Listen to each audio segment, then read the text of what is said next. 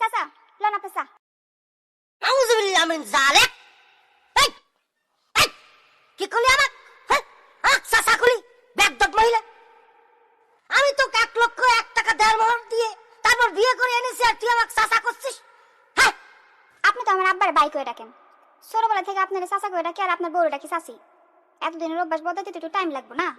এমন মারতে পারে একদম পিটায়া শেষ করে দিতে পারে। ফাজিল বেয়াদব মহিলা আমাকে আবার চাচা করছে, আবার আমার সাথে তর্ক করছে।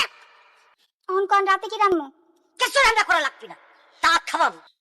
আপনি না দাওয়াত খেতে যাইবেন, আমি আর মা কি খামু? হাওয়া। তুই আমার সাথে যাবি, আমার সাথে করে তোকে নিয়ে যাবো। আর দাওয়াতে যখন যাবো মার জন্য পোটলাই করে ফেরার সময় খাবার নিয়ে আসবো। তাড়াতাড়ি হয় না? দে চাটা দে, আমি খাচ্ছি, এর মধ্যে তুই রেডি হয়ে নে। আর কি রেডি হবো? আমি এসে কি জানো? চলবি চলবি। এই গয়নাগুলো যে পড়েছিস, স্বর্ণ পড়েছিস না ইমিটেশন পড়েছিস?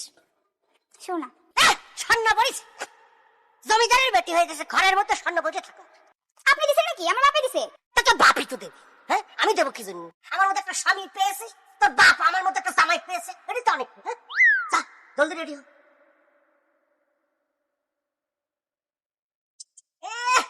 ঘরের সব মিষ্টি ঢেলে দিয়েছিস। চাচা আপনি কোন ছেলে বাড়ি মারবেন কিসের জন্য?